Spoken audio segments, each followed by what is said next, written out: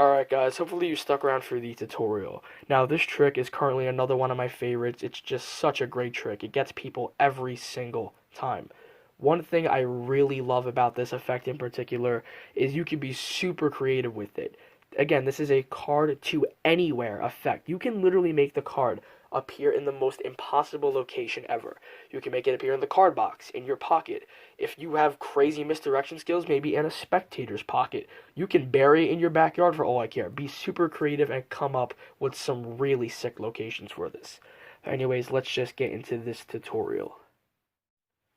Okay, so here's what you're going to need to perform this effect. You're going to need a regular deck of cards. Any deck will work. On top of that, you are also going to need one additional gimmick card, and this is going to be a double-faced card, okay? Now, if you do not own a double facer, I will leave a link in the description box below to where you can purchase your own. But if you do not have access to these double facers, do not worry, you can still perform this trick. All you need is some double stick tape. Put a piece on the back of a card, and then just take those two cards and stick them together, and there you go. You've just made your own double-faced card for a very cheap price, okay? But essentially, once you have your double facer, what you're going to want to do is go through the deck and remove the two cards that are on your double facer. So in my case, I have an ace of clubs and a four of spades on my double facer, so you're going to remove, well, the ace of clubs and the four of spades. And one other thing I should mention is your double facer has to have two cards that are the same color for this trick to work. So I have the ace of clubs, the four of spades, two black cards. So it doesn't matter what your double facer is. You just need to make sure that both cards are either black or both cards are either red. You don't want red and black, and I'll explain why later on. But anyways, let's learn how to set the trick up. So what you're going to do is you're going to take your two cards and you're going to decide which one you want to force on your spectator.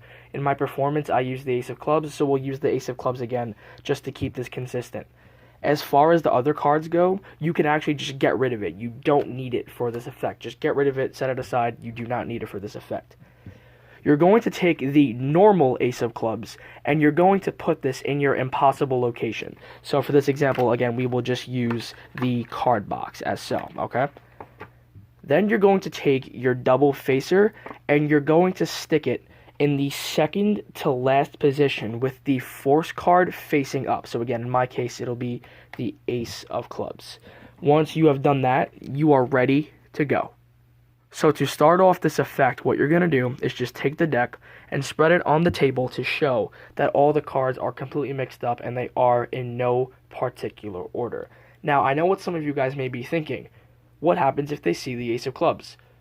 Well, guys, you don't need to worry about this at all because the spectator is just looking at a mixed up deck. And so what if they see the ace of clubs? They have no idea what's about to happen in this trick.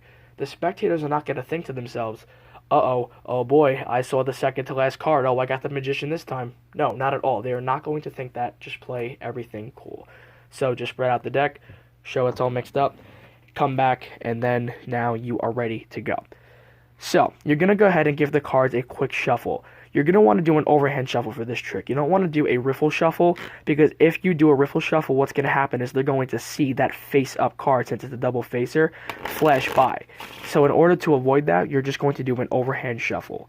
The key is with this overhand shuffle is you want to maintain the double facer in the second to last position. So what you're going to do is come over and take a portion from the middle of the pack as so, and then just overhand shuffle that as normal. You can do it once or twice, it doesn't matter, but once you've given it a shuffle, then you can officially start this routine.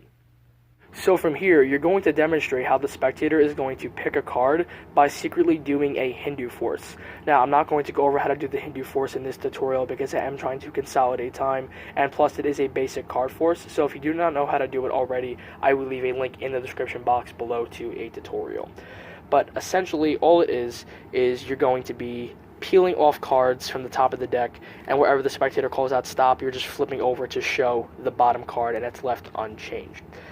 But basically, you're going to demonstrate, and you're going to be saying, okay, so you're performing a Hindu force right now, and you're saying, I'm going to mix up the cards, and you're going to call out stop at any point. Wherever you call out stop, I will show you the card. That will be your selection. So this is just a demonstration. then what you do is you take this half and put it right back on the bottom where it came from. Now, you need to ditch this card because you want this card to be on the bottom to perform your Hindu force. So all you're going to do is move it to the top in this exact way. You're going to go ahead and just get a break underneath the bottom card in any fashion that you like. Once you have a picky break, you're going to transfer it to a thumb break. Then you're going to swing cut about half the cards over into your opposite hand. Come over with this hand right here and just drop the thumb break right off on top, but still maintain a pinky break right here.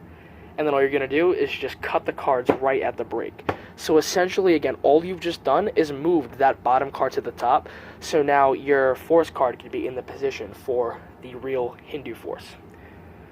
So now what you're going to do is, again, go ahead and carry out your Hindu force. Have the spectator call it stop at any point. Say they want to call it stop right here.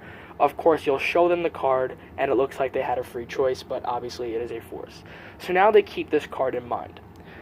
Okay, so now this next step that I'm about to show you is totally optional. You do not have to do this, but I do recommend that you do this because it will give the impression that there really was a free choice. Not that the spectator doubts it already, but this will just reassure it in their mind. So if you want to, you could just take this half, put it on top, and then continue with the trick. Don't flash the card like I just did there.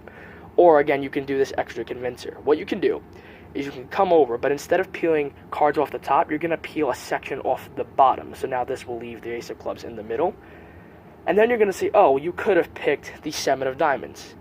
Come over, peel some more cards off the top, but then eventually peel another group off the bottom to get rid of the bottom section, and then flip it over again and say, or you could have picked the 3 of spades. You can do this again and say, or you could have picked the 9 of spades.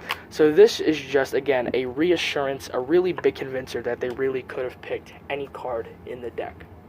So now their card is in the middle of the deck somewhere. So all you have to do from here is just set the deck of cards on the table and just make sure everything is nice and square, because you don't want to flash the face-up portion of the double facer in the center of the pack. So this next portion of the trick is pretty much all acting, because you already know what the spectator's card is because of the force, but then this part, again, you're just going to be trying to get a sense of what their card actually is.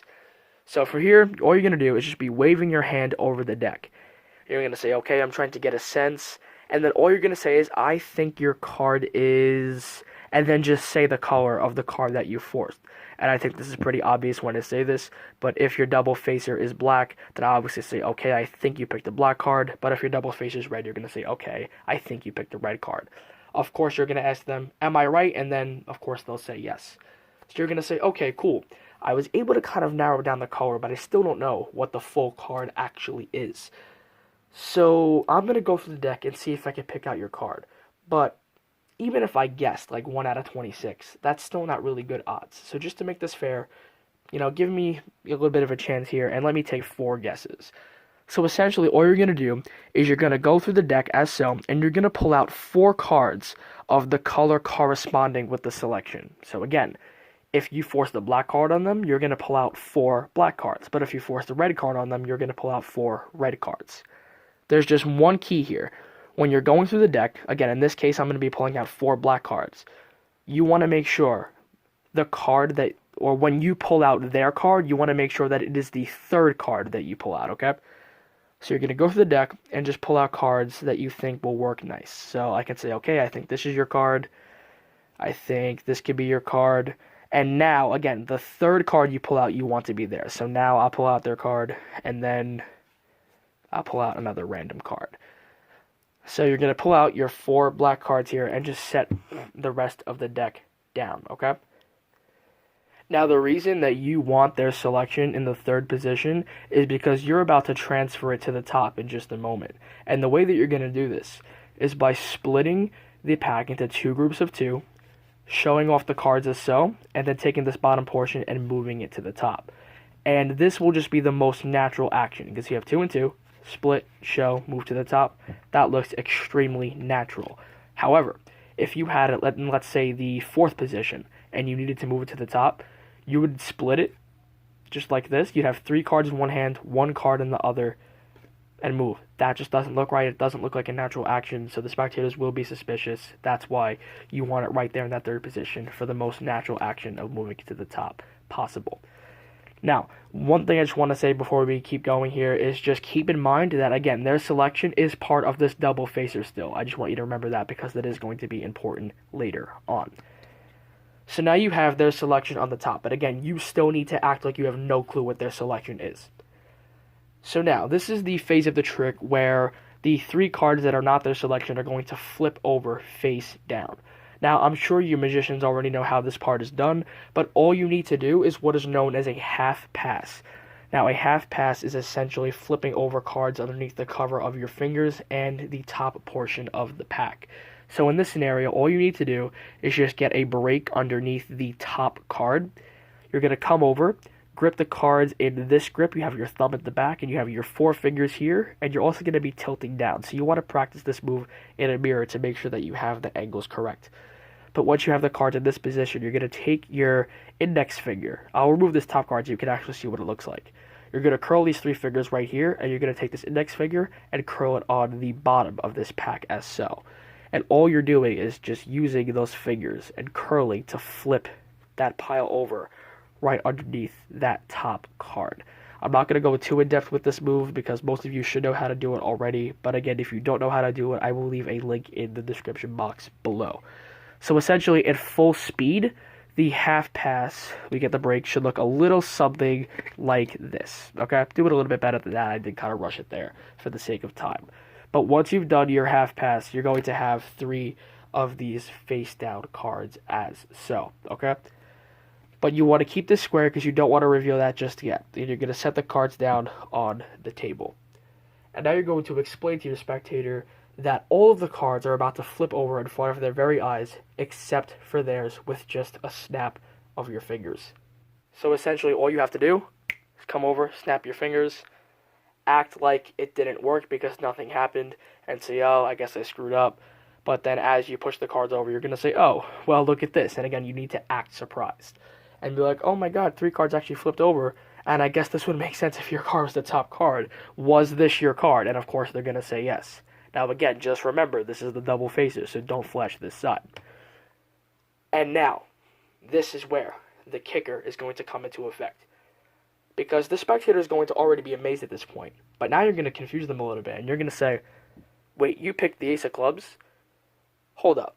That's impossible. You couldn't have picked the ace of clubs. And as you're saying this, you're just going to kind of flip over these other 3 cards.